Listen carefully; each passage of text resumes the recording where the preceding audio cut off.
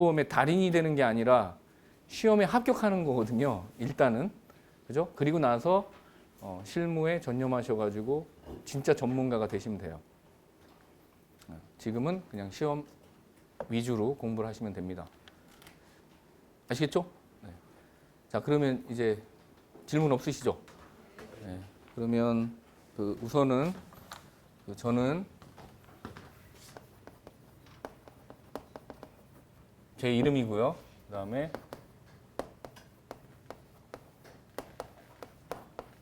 제 휴대폰 번호입니다. 메일은 이거예요.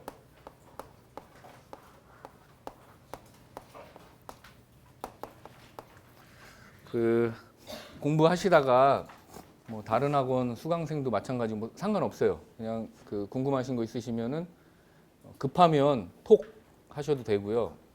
문자 보내셔도 돼요. 문자 보내셔도 되고 메일 보내셔도 됩니다. 메일 보내셔도 되고 전화를 하셔도 돼요. 전화하셔도 되니까 언제든지 궁금증을 바로바로 해결하시라고 말씀드릴게요. 그래서 뭐 체크를 해놓으시면 되고요. 그리고 지워도 되죠? 지울까요? 네. 그리고 우선은 지금 1차 시험을 요번에 합격하신 분들 때문에 제가 잠깐 그거를 알려드릴게요. 뭘 알려드리냐면 일단은 지금 여기 8주 과정입니다. 8주 과정. 8주 과정인데 1주차부터 4주차까지는 기본 이론을 정리합니다. 총 정리해요. 기본 이론 그냥 적지 마시고 그냥 들으시면 돼요. 이런 거 시험에 안 나오는 거죠, 그죠? 들으시면 됩니다. 기본 이론을 정리하면서 제가 약술로 나올 법한 문제들을 드려요. 문제를 드립니다. 문제를 드리면 집에 돌아가셔가지고 집이나 도서관이나 돌아가셔서 일단 수업 시간에 한번 듣고 나눠드리는 프린트 있죠, 그죠? 최근 약관이 반영된 프린트입니다. 프린트에서 핵심 사항을 머릿속에 넣고 이 문제가 단일화 문제로 10점짜리 문제로 나올 수 있다라고 염두에 두시고 공부하셔야 돼요. 4주차까지는. 아시겠죠? 그 다음에 5주부터 8주차까지는 모의고사로 들어갑니다. 바로 모의고사. 둘 다 모의고사를 실시하게 되면 답안지를 저한테 제출하시게 되거든요. 그러면 제가 다 첨삭을 해가지고 개별적으로 다 이렇게 체크를 해드릴 거예요. 그렇게 하시면 되고, 그러면 여기에 기본 이론하고 약술 문제를 뭘 다루냐면 우리 기본 이론을 다 공부하셔서 아시겠지만 시험에 기출되는 부분들이 있어요. 우선은 제3보험의 전반적인 내용이 다 시험에 기출됩니다. 크게 이렇게 나누거든요. 우선 첫째, 표준 약관이 있어요. 표준 약관. 그 다음에 제도성 특약. 두 번째는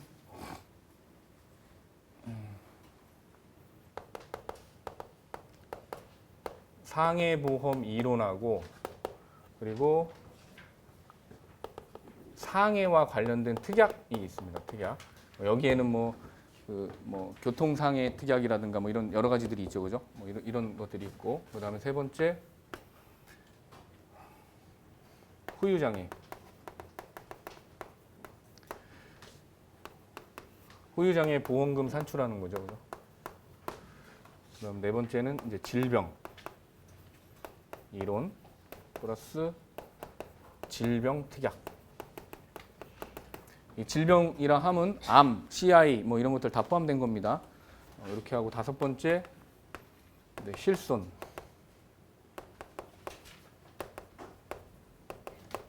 그리고 간병. 이렇게 되는데 시험 문제를 보시면 아시겠지만은 제가 요거 다시 말씀드릴게요. 포인트를 어디에다 둬야 되는지 잘 공부하셔야 돼요. 우선 제가 빨간색으로 노란색으로 하겠습니다. 여기 후유장애 보험금 산출하는 부분 있죠, 그죠? 여기하고 실손 의료보험금 계산하는 여기 두 개 부분은 거의 계산 문제로 무조건 100% 출제가 됩니다. 계산 문제로 무조건 출제가 돼요. 점수는 약 20에서 30점 정도 계산 문제로 나온다라고 생각하셔야 돼요. 무조건. 아시겠죠? 이해가시죠? 자, 근데 웃기는 건 뭐냐면 이 계산 문제만 이렇게 단일화 해가지고 나오는 게 아니라 요즘 문제 패턴은 계산 문제를 풀으라고 하면서 후유장애 보험금의 지급 기준이 있죠, 그죠? 장애 분류 기준 이거를 같이 물어봐요. 그거는 결국 장애 분류표를 암기하고 있느냐, 이해하고 있느냐를 물어보는 거거든요. 그러면 요거랑 실손의료보험도 마찬가지고 이렇게 두 개를 해서 계산 문제만 20 내지 30점이 나오는 게 아니라 약술까지 하면은 40점 이상이 됩니다. 여기가. 근데 지금 100점 만점이잖아요. 그러니까 여기를 놓치고 다른 주변 문제를 달달달달 암기해가지고 합격을 하겠다라고 하는 거는 거의 뭐 내년에 봐야 되는 그런 단계라고 생각하시면 돼요. 아시겠죠? 자, 여기는 제가 지난번에 그 계산 문제 풀이반에서 여기 계산 문제하고 사망보험금 계산하는 거. 사망보험금은 사실은 계산 문제라기보다는 상속 지분을 계산하는 거거든요. 예. 그 부분하고 그다음에 뭐 2번 일당이라든가 진단금 지급하는 방법 뭐 이런 것들을 쭉 했거든요. 그래서 여기 1주부터 4주차까지는 주로 약수를 건듭니다. 그리고 모의고사로 와서 모의고사로 5주차부터는 계산 문제하고 약술 문제를 병합해가지고 같이 나온다고 생각하시면 돼요. 근데 그 계산 문제 패턴도 거의 유형이 다 비슷하기 때문에 그 뭐 그렇게 어렵지 않습니다. 어렵지 않으니까 너무 이렇게 아우 저거 뭐 뭔 소리야 왜 이렇게 어렵게 얘기해. 하여튼 공부하면 되지. 그렇게 생각하세요. 그냥 공부하면 무조건 됩니다. 그렇죠? 네, 그렇게 되고요. 그 1주부터 4주차까지는 여기를 계산 문제를 하는 것이 아니고 후유장애 보험금이 기준이 2018년도에 바뀌었잖아요. 그죠? 바뀐 거에서 혹시 약술로 나올 수 있는 것들, 그것들을 제가 집중적으로 정리를 해갖고 다시 드려요. 그죠? 집중적으로 정리해가지고 다시 드리고, 실손의료보험도 마찬가지입니다. 실손의료보험에서 2017년도에 개정이 됐는데, 2017년도에 개정된 약관이 시험에 나왔어요. 시험에 나왔는데 뭐가 나왔냐면 용어 정의가 나왔어. 그죠? 그럼 용어 정의가 또 나오느냐? 2019년 2년 됐으니까 제 생각은 용어 정의가 나올 것 같지는 않고 나오면 기본적으로 저기는 주로 계산 문제다. 계산 문제다라고 생각하시면 되고요. 그러면 이제 다른 문제를 볼게요. 자, 지금 제가 여기 오늘은 표준약관하고 제독성 특약을 하거든요. 표준약관하고 제독성 특약을 하는데 표준약관 제독성 특약에서 제가 장담 드리는데요. 여기에서 무조건 시험 문제 3문제 정도 나옵니다. 무조건 3문제 정도 나와요. 약술 문제로 나올 가능성이 매우 높아요. 약술 문제로 나올 가능성이 매우 높고 그리고 그 계산 문제하고 약술 문제하고 이렇게 짬뽕 돼 가지고 병합돼 있는 문제에서 이렇게 살짝 녹아 있는 형식으로 나올 수도 있습니다. 그죠? 그래서 여기에서도 2에서 3문제는 기출이 된다. 자, 배점을 보면 보통 한 20점 정도, 뭐 5점짜리로 나올 수도 있고 조금 양이 방대하다 그러면 10점으로 나올 수도 있고요. 뭐 7점 내지 8점 이렇게도 나올 수 있습니다. 그래서 약 한 20점 정도 여기 축을 가지고 있습니다. 이게 사실은 기본이에요. 재산보험을 공부하는 데 있어서 저 보통약관, 표준약관이 기본입니다. 저걸 모르고 이런 그 특약들을 달달달달 암기해가지고는 안 돼요. 여기 위에다가 얹어놓는 형식으로 하셔야 돼요. 그죠? 여기에서 무조건 나온다고 제가 말씀드렸어요. 그리고 제가 하면서 계속 이거 몇 년도에 기출됐고요. 작년에 기출된 건데 올해는 그냥 살짝 보고 패스하세요. 이렇게 넘어가요. 그럴 수도 있어요. 그 얘기는 나올 가능성이 희박하다. 이 얘기입니다. 다른 것들 제가 이거는 나올 수 있다. 라고 얘기하는 것들은 반드시 암기하셔야 돼요. 그리고 제가 오늘 과제에서도 반영을 다 해놨고 그러니까 제 목적은 그겁니다. 뭐냐면 그 과정을 잘 따라오시고 제가 하라는 대로 하시면 실제 시험장에 들어가시죠. 8월 4일 날이죠. 그죠? 8월 4일 날 딱 들어가서 3번 문제를 딱 봤을 때 나 이거 써본 문제다. 내가 풀어본 문제는 당연한 거고 내가 1회 내지 2회 이상은 써본 문제고 나는 이 목차를 정확하게 암기해가지고 쓸 수 있어. 거기다가 살을 붙여가지고 10점짜리면 한 장 만들 수 있어. 이게 제 목적이에요. 당황하지 않게끔 하는 거. 그죠? 아시겠죠? 예, 그렇게 하시면 될 것 같아요. 그리고 그 여기 상해보험 이론은 간단하게 쭉 이렇게 넘어가고요. 그 다음에 여기 특약 있죠, 특약. 상해와 관련된 특약에서 시험 문제가 한 문제 정도는 나온다라고 생각하셔야 돼요. 여기에서 한 문제. 그리고 계산 문제 형식으로 나올 수도 있고요, 그죠? 그리고 약술 형식으로 나올 수도 있습니다. 그 작년에 공부하셨던 분들은 아마 아실 거예요. 어떻게 문제가 나오는지, 그죠? 그리고 후유장애 보험금 제가 말씀드렸죠, 그죠? 무조건 계산 문제는 당연히 나오고 거기다가 뭐가 나오냐면 그 장애 지급률 그리고 장애 판정 기준 이게 나옵니다. 그것도 약술로 쓰라는 거. 작년에는 어이없게 나왔죠, 그죠? 흉복부 장기에서 100% 장애, 심장 기능을 완전히 상실한 100% 장애를 써라라고 뭐 한 줄밖에 안 돼요. 어이없게 나왔죠, 그죠? 자, 올해는 거긴 안 나오니까 거기는 빼고요. 그죠? 다른 부분을 보시면 돼요. 이것도 제가 정리를 할 때 이거 나올 가능성이 높으니까 이거는 반드시 암기하세요. 다 이렇게 체크를 해드려요. 뭐 찍기 하는 게 아니고 제 나름대로 가능성이 높다는 거죠. 가능성이 높으니까 좀 암기를 하셨으면 좋겠습니다. 안 나오면 어쩔 수 없지만 그래도 공부한다고 하시면 되니까. 자, 여기도 마찬가지입니다. 질병하고 질병 특약에서 여기도 한 문제 정도는 나와요. 한 문제 정도는 나온다라고 생각하시면 되고 한 해 1에서 2문제. 특히나 여기 CI 있죠. CI하고 암 이쪽에 가면 그 특약 있잖아요. 특약. 뭐 뇌졸중 진단 특약 뭐 이런 거. 이런 것들이 시험에 그 보시면 알아. 제가 그걸 하면서 뭐뭐뭐뭐 몇 년도에 나왔고 몇 년도에 나왔고 뭐가 나왔고 뭐가 나왔는데 안 나온 게 있어. 그러면 그걸 집중적으로 파헤쳐야 돼요. 그리고 나온 지 오래된 거 있잖아요.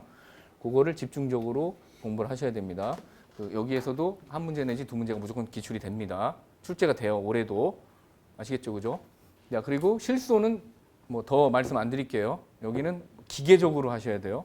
뭐 논리를 피고 뭐 이딴 거 필요 없어요. 그냥 몇 월 며칠 날 언제부터 언제까지 입원했는데 2번 의료비 얼마예요? 물어보면 바로 그냥 탁탁탁씩 써가지고 산출해갖고 나올 수 있게끔.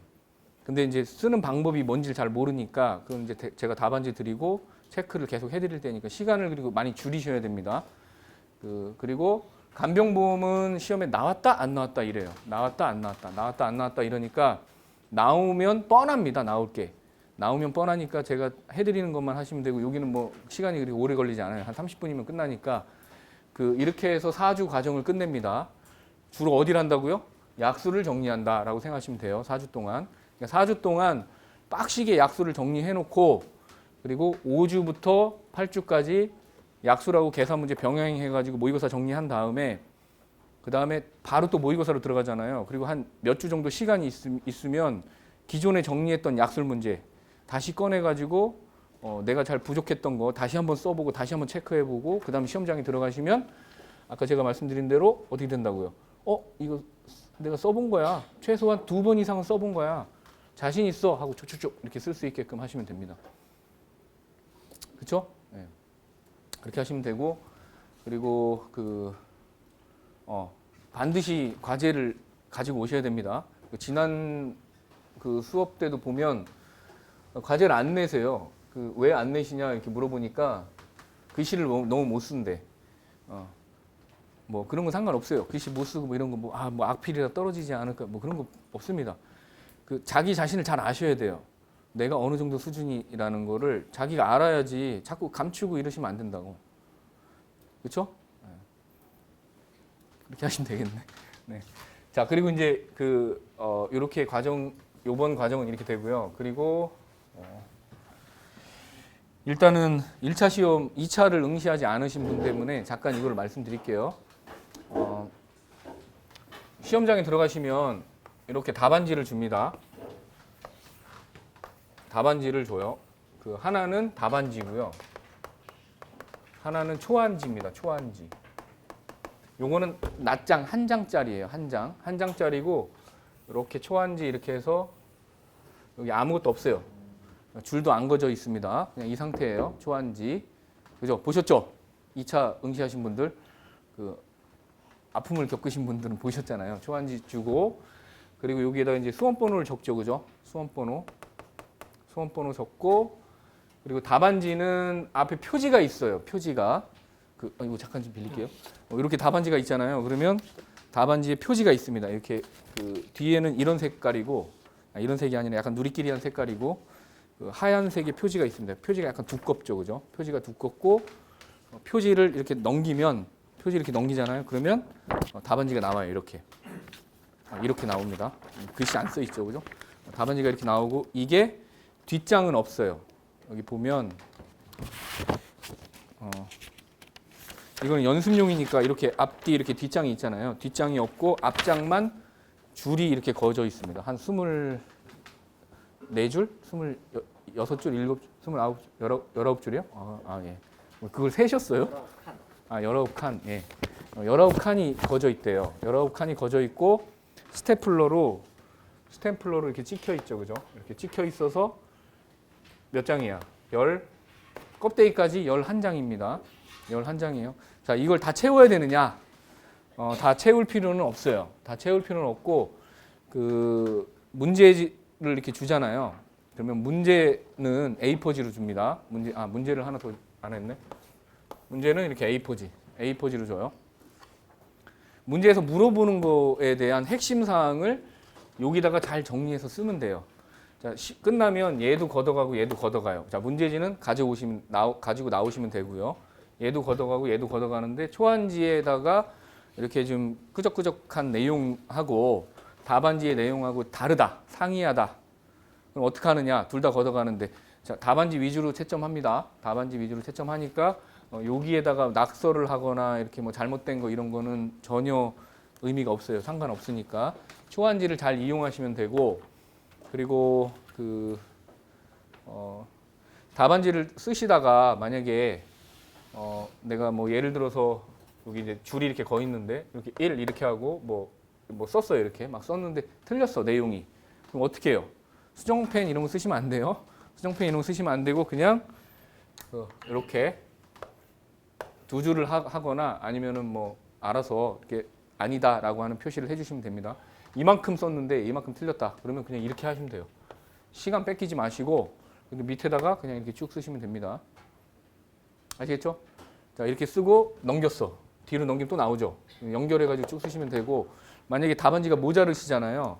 그러면 감독관한테 답안지 하나 더 달라라고 얘기하시면 돼요. 답안지 저도 시험 볼 때 2008년도인가 2007년도인가 시험 볼 때 답안지가 모자랐어요. 저는 그 자동차 대인 실무 시험 보는데 1번 문제 푸는데 거의 8장을 썼거든요. 미친 거죠.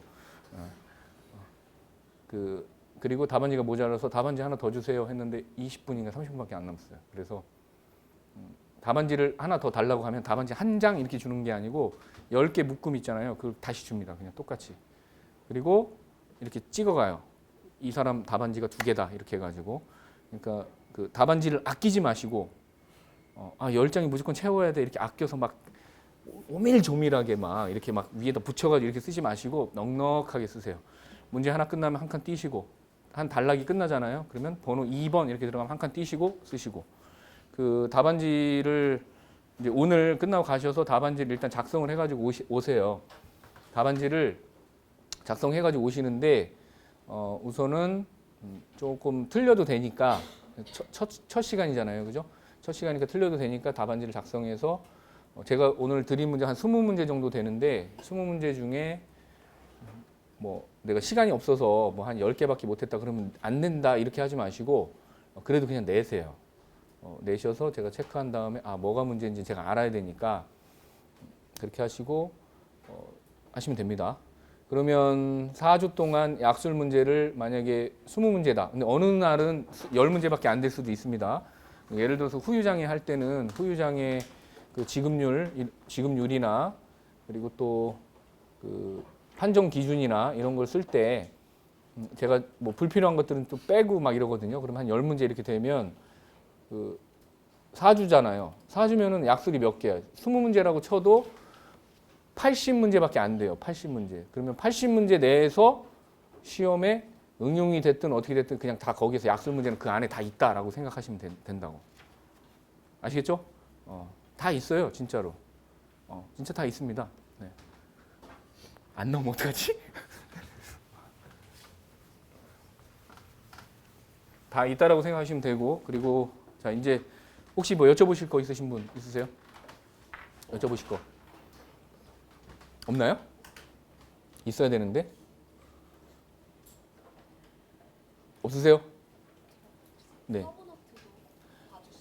서브노트 뭐 봐달라면 봐드리죠. 네, 봐드립니다. 봐드리는데 그 서브노트는 벌써 만드셨어야 돼. 지금은 약간 좀 타이밍이 좀 늦거든요. 예, 만드셨어요? 예. 서브노트는 벌써 만드셨어야 되고, 만약에 지금 서브노트가 없으신 분들은 지금 공부를 하면서 약수를 정리하면서 간단하게 목차 정도라도 이렇게 체크를 해 놓으시면 돼요. 그리고 들고 다니면서 이 문제가 나왔을 때 이게 뭐였지 이렇게 해가지고 체크를 하시면 됩니다. 그러면 눈에 익잖아요. 그죠? 그렇게 하시면 되고, 또 여쭤보실 거 있으세요? 또 여쭤보실 거 있으신 분? 얼른요. 없으세요? 손해사정사 법이요? 손해사정사 법은 없고요. 그 보험업법의 손해사정 그 자격 그 기준이라든가 이런 것들이 있거든요. 바뀐 바는 없고 지금 다른 자격사들처럼 뭐 이런 얘기 해도 될지 모르겠지만 하여튼 잠깐만 그럼 할게요. 그냥 궁금해하시니까 다 궁금한 거죠, 맞죠, 그죠? 손해사정사법은 없고요. 보험업법의 근간이 있습니다. 손해사정사 제도라든가 이런 것들은. 근데 다른 자격사 뭐 노무사라든가 이런 것들은 공인노무사법 이런 게 다 있어요. 다 있는데 지금 한국 손해사정사회에서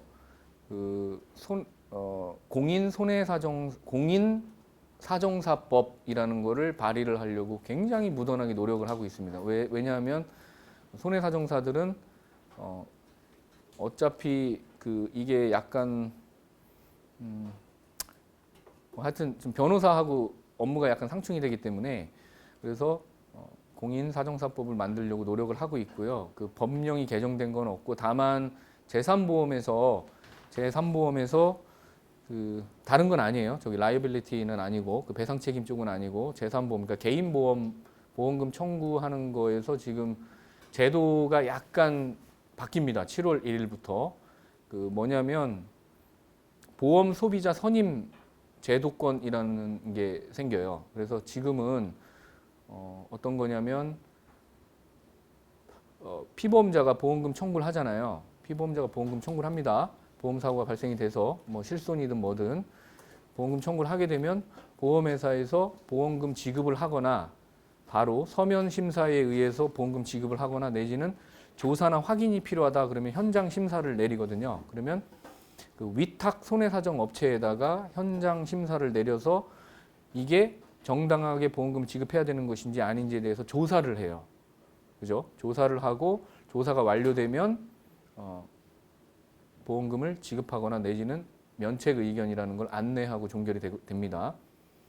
그렇게 되면 위탁손사한테 업무를 내려버리니까 위탁손사들이 서베이 피를 받아요. 그래서 조사 피를 받습니다. 그러니까 수수료를 받는 거죠, 그죠? 한 건당 뭐 얼마 정도 이렇게 수수료를 받고 업무가 종결이 되는데 그리고 이제 그게 미덥지 못한 피보험자들은 독립손사한테 사건 위탁을 다시 하죠, 그죠?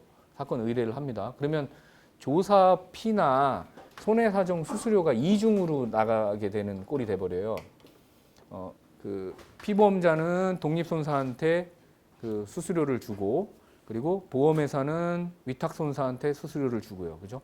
이중으로 나가게 되는 꼴이 되는데 금융위원회하고 그 지금 현재 우리나라 정부의 방침이 그겁니다. 소비자 중심의 손해사정을 해라. 이렇게 좋은 제도가 있는데 왜 피보험자나 보험 가입자한테 그 이중 부담을 주느냐? 우리가 내는 보험료 있잖아요. 보험료 안에는 조사 수수료가 다 들어가 있습니다. 조사 수수료가 다 들어가 있어요. 그 규모가 굉장히 많아요. 연 규모가 몇 조 이상 됩니다. 그럼에도 불구하고 피보험자가 온당하게 보험금을 수령해서 독립손사한테 또 수수료를 주잖아요. 그죠? 그래서 소비자 선임권이라는 건 뭐냐면 피보험자가 손해사정사를 선임을 하는 겁니다. 손해사정사를 선임을 하고 그에 합당한 수수료는 보험회사에서 주는 거야. 왜? 우리가 내는 보험료 안에 조사비가 다 들어있으니까. 그래서 이게 단계별로 진행이 되는데 1단계가 실손이에요. 실손. 손해율이 아주 높죠. 그죠? 자동차 보험하고 실손이 손해율이 굉장히 높습니다. 1단계가 실손인데 7월 1일부터 시행 예정입니다. 2019년 7월 1일부터 시행 예정이라서 그거를 좀 주시하고 있는 독립손사 및 위탁손사들이 많이 있어요. 그리고 2단계는 이제 뭐 후유장애라든가 이런 걸로 이렇게 넘어가는 과정에 있거든요. 근데 아마 좀 손봐야 될 것들이 좀 많이 있을 겁니다. 뭐 개인정보법이라든가 뭐 이런 것 때문에 여러 가지 뭐 하여튼 그런 것들이 있어요. 그리고 뭐 여러 가지가 있지만 그 제일 중요한 건 우선은 그렇게 되면 그 동네 구멍가게처럼 운영하는 손사 업체들 있잖아요. 손해사정 사무소, 개인 사무소가 그런 얘기하면 안 되는데 시간이 없네. 개인 사무소가 인력이 많이 필요하게 돼요. 그러면 조사 물건이 많이 들어오잖아요. 그러면 인력이 많이 필요해서 정부에서 약간 바라는 게 그 고용 창출 효과를 좀 이 자격사 제도에서 좀 해라라고 하는 그런 취지도 있는 것 같고, 그리고 보험금 누수도 좀 방지하는 차원도 있고요. 그리고 또 하나는 뭐 하여튼 여러 가지가 있는 것 같아요. 제가 판단할 때는. 근데 그게 맞는 제도예요. 그 보험업법 규정에 의해 가지고 실무에서 시행하는 게 그게 맞는 제도입니다. 그 보험업법 내용하고 똑같이 그렇게 가는 건 맞습니다. 하지만 그 여러 가지가 있죠. 그 불법 브로커들 같은 경우 있잖아요. 그 사람들 막 보험금 청구해서 자기가 수수료 받고 막 그렇게 하거든요. 뭐 설계사들, 보험 설계사들. 근데 그게 시행이 되게 되면 그렇게 될 가능성이 거의 없어져 버려요. 왜냐하면 그 소비자가 선택한 손해사정사 있죠, 그죠? 이 손해사정사한테 보험회사로 손해사정 보고서가 들어가지 않으면 사건 종결이 안 됩니다. 근데 그 브로커들은 도장을 찍을 수가 없잖아, 그죠? 그래서 뭐 그런 취지도 있고 뭐 여러 가지 뭐 좋은 것 같긴 하지만 아직은 뚜껑을 열어봐야 알 것 같아요, 저는. 뭐 하여튼 그렇습니다. 예, 제도는 그 차차 그 아주 똑똑하신 분들이 잘 이렇게 할 거고, 또 뭐 여쭤보실 거 있으면 다 1분 시간 1분 드리겠습니다. 없나요? 없죠, 그죠? 자, 쉬는 시간을 이용합시다. 보시면은 제가 나눠드린 프린트를 활용을 잘 하시는 분들은 작년 같은 경우는 어떻게 활용하시냐면 그 책이 이렇게 있는데 책이 두껍잖아요, 그죠? 책이 두꺼우니까 어떻게 하시냐면 제가 나눠드린 프린트를 그 클리어 파일이라고 하나? 여기에다가 다 이렇게 정리를 해가지고 마치 서브노트처럼 이렇게 묶어서 자기만의 이런 교재를 만드시더라고. 그렇게 하셔도 되고 뭐 다르게 하셔도 되고요. 어쨌거나 제가 지금 나눠드리는 거는 그 최근 개정 약관이 다 반영이 돼 있습니다. 근데 제가 순서를 약간 이렇게 바꿔놨어요. 순서를 약간 바꿔놨는데 그 처음에 보면 보험계약 성립 이렇게 나오죠, 그죠? 보험계약 성립 나옵니다. 일단은 제가 여기를 간단하게 말씀드릴게요. 보험계약이 제3보험계약이 성립하려면 어떻게 해야 되죠, 그죠? 보험 가입자, 그러니까 보험에 가입하려고 하는 계약자죠. 이 사람이 이제 계약자가 되는 거죠, 그죠? 계약자의 청약과 보험회사의 승낙을 요건으로 합니다. 승낙이 이루어짐으로써 비로소 보험계약이 성립하죠, 그죠? 자, 이런 것들은 암기하는 게 아니라 그냥 보험계약의 성립은 이렇게 된다라고 생각하시면 되고, 시험에 나올 가능성이 매우 희박합니다. 여기는 매우 희박하죠, 그죠? 자, 18조입니다. 보험계약의 성립. 근데 여기서 중요한 건 뭐냐면 보험계약을 계약자가 차후에 계약자가 되는 사람이 청약의 의사표시가 있으면 반대급부인 보험자죠, 그죠? 보험자, 뭐 보험회사라고도 하고, 보험회사의 승낙 요렇게 이루어져야만 비로소 성립이 됩니다. 보험계약이 성립이 되죠, 그죠? 성립이 되는데 보험자가 계약을 승낙할 때는 제3보험에 있어서는 승낙에 조건을 붙일 수가 있어요. 다시 얘기하면 세 가지를 할 수 있습니다. 승낙을 하던가 첫 번째, 두 번째 아니면 거절을 하던가. 거절하는 이유는 뭡니까? 우리 재산보험은 뭘 다루는 거예요? 사람이 신체를 담보로 하는 보험이죠, 그죠? 그러니까 그 신체 조건이 표준체에 미치지 못하기 때문에 거절을 하는 거거든요, 그죠? 거절을 합니다. 그리고 또 하나가 있어. 뭐냐면 조건부로 승낙을 할 수 있습니다. 조건부로 승낙을 한다는 얘기는 방법이 몇 가지가 있어요. 네 가지가 있죠, 그죠? 자, 네 가지가 있습니다. 자, 이제 암기를 하시는 건 이걸 암기하셔야 돼요. 아, 조건부로 승낙을 할 수 있는데 첫 번째 어떤 거예요? 뭐 부담보법, 그죠? 부담보법 있습니다. 부담보법. 자, 그리고 또 뭐 있어요? 제한법.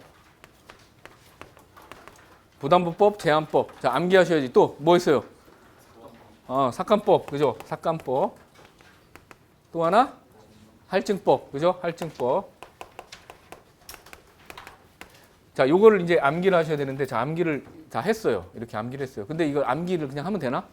이게 뭔지 알아야 되죠, 그죠?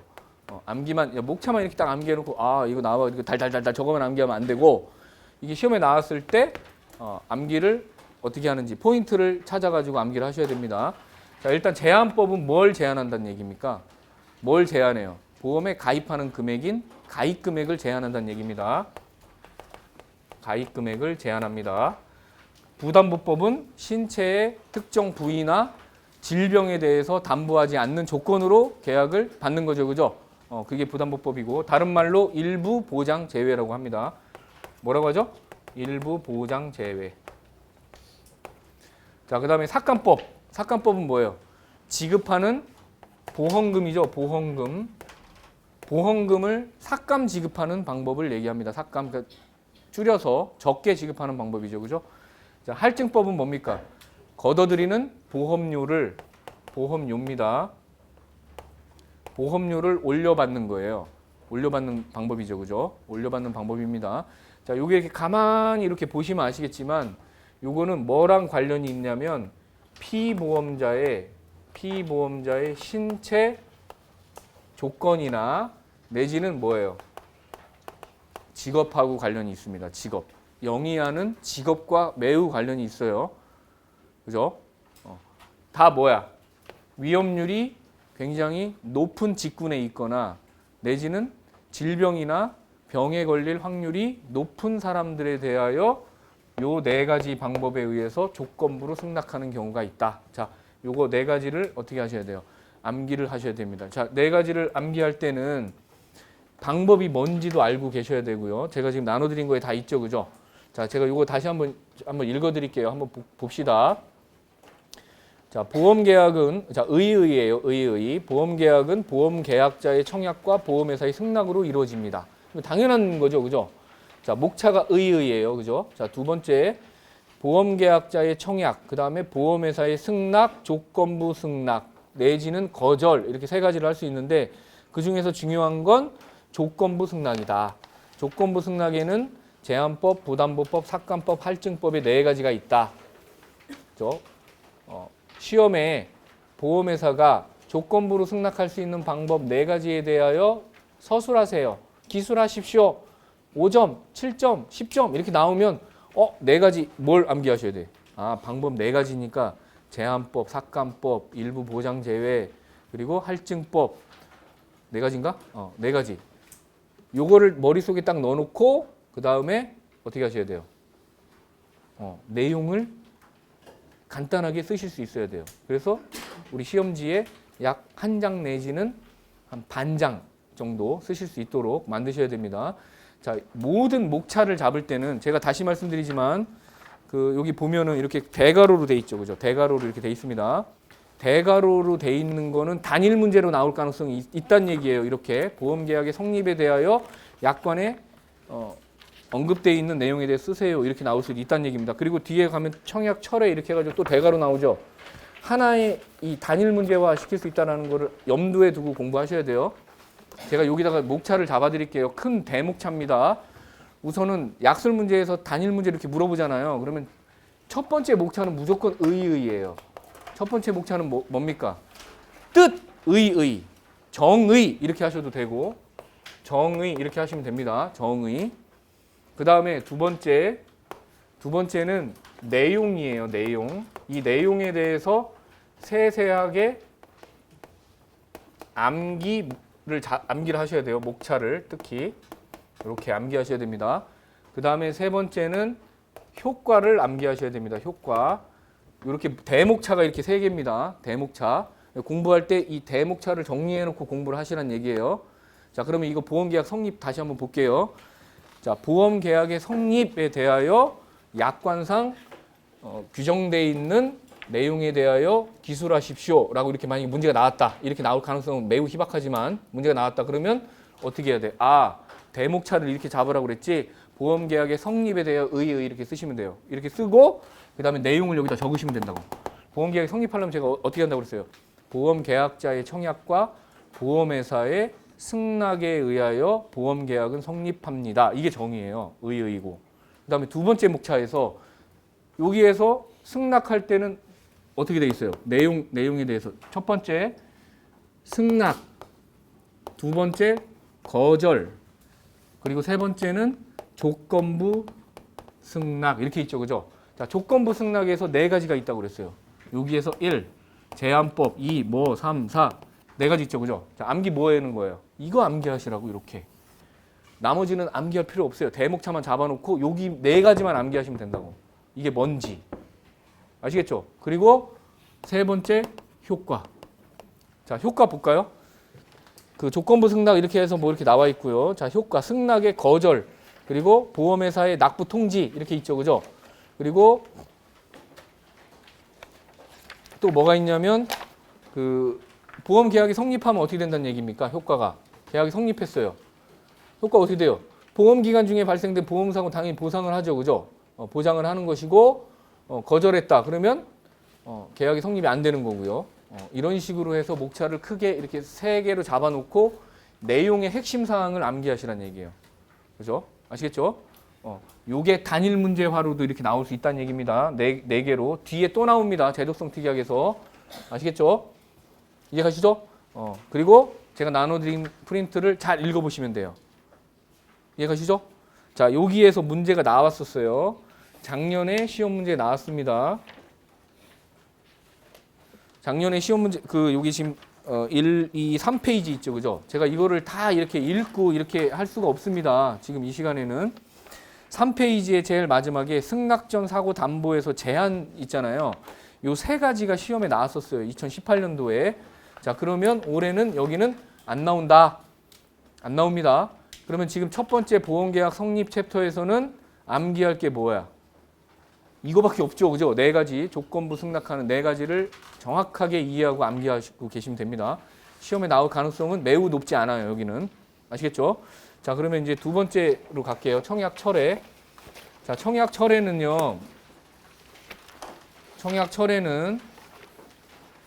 2014년도에 시험에 나왔었습니다. 2014년도에 시험에 나왔고 올해는 2019년이죠, 그죠? 2019년인데 지금 나온 지 한 5년 정도 됐어요, 그죠? 그럼 나올 가능성이 있다. 나올 가능성이 있습니다. 청약 철회에 대해서 나올 가능성이 있다. 그리고 2014년도에 청약 철회 보시면은 19조 위에 음영으로 된 박스 있죠, 그죠? 거길 보시면 2014년 12월 26, 2014년 12월 26. 자, 신설, 개정, 신설 이렇게 돼 있죠. 2014년도에 왜 시험에 냈을까요? 바뀌었으니까 내는 겁니다. 바뀌었으니까. 그러니까 공부할 때 이거 바뀐 게 나오는구나 시험에. 그죠? 이런 거를 잘 캐치를 하셔서 공부를 하셔야 돼요. 아시겠죠? 자, 청약 철회는요. 의의가 뭐냐면 청약 철회는 의의가 뭘까요? 뭐죠? 보험 계약자가 보험 계약을 어떻게 해요? 청약을 해놓고, 그죠? 청약을 해놓고 어떻게 하는 거야?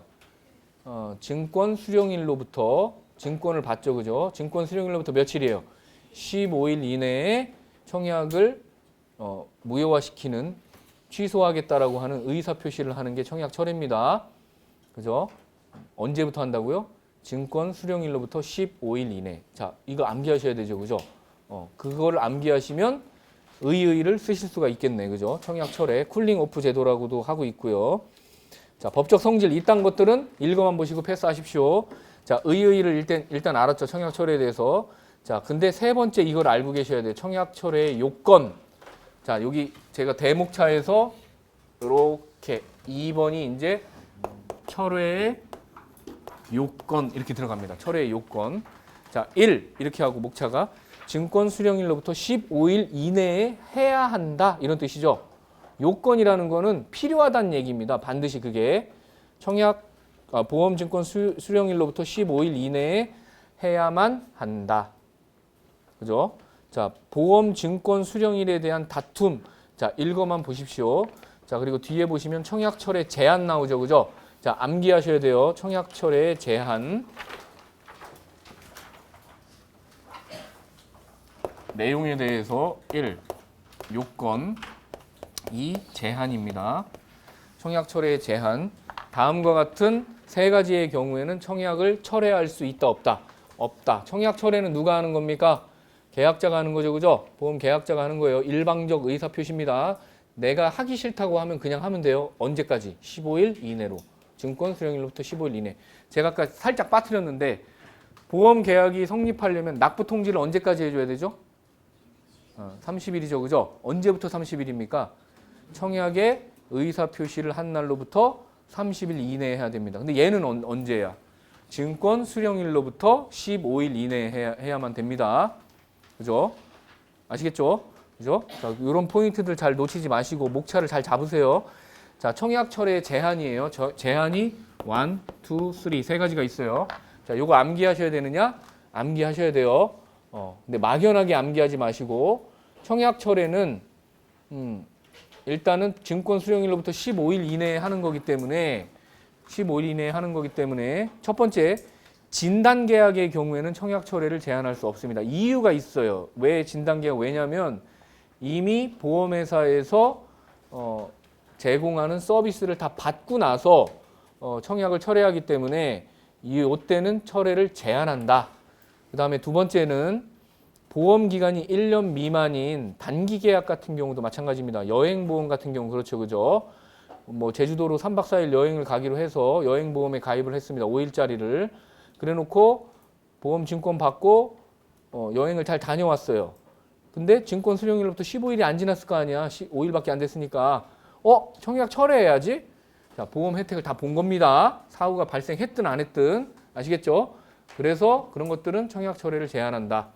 그 다음에 세 번째는 전문보험 계약자가 체결한 보험계약 마찬가지입니다. 여기서 말하는 전문보험 계약자는 우리가 다 여기 이제 조금 있으면은 내년이면은 이제 다 손해사정사가 될 텐데 그런 손해사정사를 얘기하는 것이 아니에요. 아시겠죠? 보험회사하고 대등한 교섭 능력이 있는 사람을 얘기합니다. 통상적으로 국가나 은행, 한국은행이나 금융기관이라든가 뭐 이런 사람들을 얘기한다. 목차만 잡아놓고 쓸 수 있도록. 제가 다시 암기됐어. 어떻게? 청약철회의 제한. 제가 여기 암기하라고 그랬죠. 아까는 성립에서 뭐 암기하라고 그랬어요?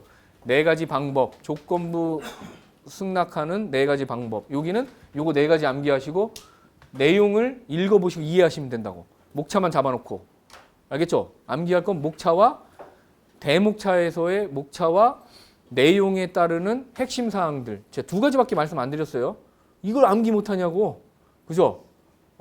다 쓸 수 있다고요. 그죠? 이상한 것 같아 내가. 자, 하여튼 이렇습니다. 그 다음 네 가지. 네 번째, 청약일로부터 30일을 초과한 계약. 이건 당연한 거죠? 이건 당연한 겁니다. 만약에 생각이 안 난다 이게 그럼 이거 빼셔도 돼요. 이건 너무 당연한 거기 때문에. 그죠? 하지만 약관에는 이렇게 언급이 돼 있어요. 약관에는 언급이 돼 있습니다. 자, 시험 문제 이렇게 나올 수 있습니다. 청약 철회를 제한하는 네 가지 약관상 표준 약관상 언급된 네 가지 방법, 네 가지 제한 사유에 대해서 쓰세요. 이렇게 할 수 있다고. 자, 그러면 이제 여기서 핵심이 있어. 그래놓고 점수가 네 가지를 써라 이렇게 했는데 점수를 만약에 10점을 줬어요. 10점을 줬습니다. 10점을 줬는데 딸랑 진단계약 그리고 또 뭐야 1년 미만의 단기계약 그리고 전문보험 계약자와 체결한 계약 30일을 초과한 계약 이렇게 네 가지만 딱 쓰면 한 반 페이지 정도밖에 안 나오잖아요. 그렇게 쓰면은 점수가 많이 나올까? 많이 나올 수도 있고 안 나올 수도 있어요. 핵심 사항이 들어가느냐 안 나오느냐에 따라서. 하지만 우리는 풍성하게 보이기 위해서 최소한 뭘 써줘야 돼? 의의 정도는 써주라고. 청약 철회가 뭔지.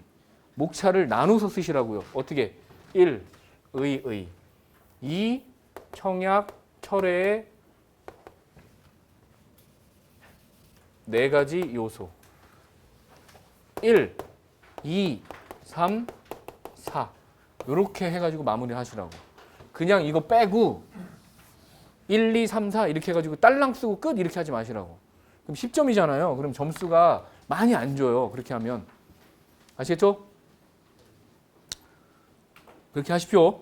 네, 그렇게 하시면 되고 그 다음에 청약 철회 방법은 뭐 없어요. 규정되어 있는 사항이 없고요. 자, 6번째 제가 마지막 챕터 대목차에서 잡을 때 효과라고 그랬죠. 그죠? 청약 철회 효과. 여기는 좀 이해를 잘 하셔야 됩니다. 청약 철회를 하게 되면 보험료를 당연히 반환해야 되고요. 그죠? 보험료 반환할 때는 뭘 반환해요? 그냥 납입한 디납입 보험료. 보통 1회 보험료죠. 그죠? 초회 보험료를 반환하시면 되고 그 다음에 이제 6번에 있는 6페이지에 있는 7번 있잖아요. 청약 철회 전 발생한 보험 사고. 그 아까 보험 계약의 성립에서는 성립 전 발생한 보험 사고. 원칙이 뭐예요? 보험 계약 성립 전 발생한 보험 사고에 대해서는 일단은 보상하는 게 원칙이죠. 그죠? 하지만 요건이 있어요. 보상하는 요건. 뭐가 있어야 돼? 에? 제가 이거 저기 기본 강의 시간 때는 암기하라고 그랬었는데 유지 발청진 이렇게 암기하라고 했어요. 유효한 보험 계약을 청약해야 되고 보험료를 납입해야 되고요. 지급. 그다음에 보험 사고가 발생해야 되고 그다음에 청약을 거절할 사유가 없어야 됩니다. 작년에 시험에 나온 게 청약을 거절할 사유에 대해서 3가지를 써라. 그게 시험에 나온 겁니다. 그죠? 청약을 거절할 사유가 없어야 되고 그다음에 진단 계약의 경우에는 진단을 받아야 된다. 그죠? 근데 여기도 마찬가지야. 계약 성립 전 발생된 보험 사고가 아니라 이거는 청약 철회 전에 발생한 보험 사고에 대해서는 원칙이 일단은 보상하는 게 원칙입니다. 다시 얘기하면 청약을 철회하기 전에 계약자나 피보험자가 알고 있었다. 사고가 발생한 걸 알았다라고 하기 전까지는 일단은 보상하는 게 원칙이에요. 다시 얘기하면 철회를 거부하는 겁니다. 받질 않아요. 보험회사에서. 아시겠죠? 이해 가시죠? 그래서 제가 요걸 이용해 가지고 계산 문제를 하나 만든 게 있다고 그랬어요. 그죠? 제가 자꾸 이런 얘기를 하는 이유는 머릿속에 넣으시라고 얘기를 하는 겁니다. 예를 들어서 부부가 이렇게 있는데 한 명이 계약자고 한 명 피보험자야. 남편이 계약자, 배우자가 피보험자예요. 거의 주말 부부입니다. 주말 부부인데 이렇게 계약을 체결했어. 무슨 계약이야? 계약자와 피보험자가 다른 무슨 계약입니까? 타인의 보험이죠. 그죠? 타인의 보험에 가입을 한 거예요. 근데 남편이 주말 부부인데 바람을 펴. 부산에서. 근데 그러다가 걸렸어. 마누라한테. 그래서 너랑 안 살아. 그래 놓고 보험 계약 얼마 전에 했는데 15일 안 됐네. 에이, 이까짓 거 있으면 뭐래. 청약 철회했어요. 근데 보험사고가 발생한 거를 몰라. 그러면 보상해야 돼요. 그죠? 근데 만약에 알고도 걔가 죽든 말든 다치든 말든 후유장애를 입든 말든 무슨 상관이야? 전 무조건 철회할 겁니다. 아세요? 압니다. 그러면 철회를 받는다고. 다시 얘기하면 보상 안 한다는 얘기입니다. 그럼 어떻게 돼요? 납입한 보험료만 돌려주면 되는 겁니다. 아시겠죠? 철회를 안 받으면 어떻게 돼요? 보험료 계속 납부해야 되죠. 그죠? 보험료 계속 납부하고 보상하고 그 다음에 계약자는 뭐 할 수 있어요? 해지할 수 있습니다. 해지. 그죠? 임의 해지할 수 있는 거죠. 그죠? 아시겠죠? 자, 요렇게 목차를 잡으시면 되겠네요. 청약 철회는 일단 대목차 의의 잡으시고 그 다음에 청약 철회의 제한 잡으시고요. 그죠? 청약 철회의 제한 사유 4가지 암기하셔야 돼요. 어떻게 돼? 다시 볼까? 어떻게 되죠? 예? 진단 계약. 그 다음에 1년 미만의 계약. 또 그죠? 전문보험 계약자와 체결한 계약. 그 다음에 30일을 초과한 계약. 그죠?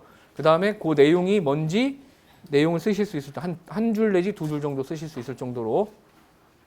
아시겠죠? 자, 2개 했어요. 2개. 2개 중에 시험에 더 나올 가능성이 높은 건 청약 철회입니다. 그죠? 청약 철회예요. 자, 그 다음에 자, 7페이지입니다. 7페이지. 7페이지인데 약관 교부 및 설명 의무. 자, 여기는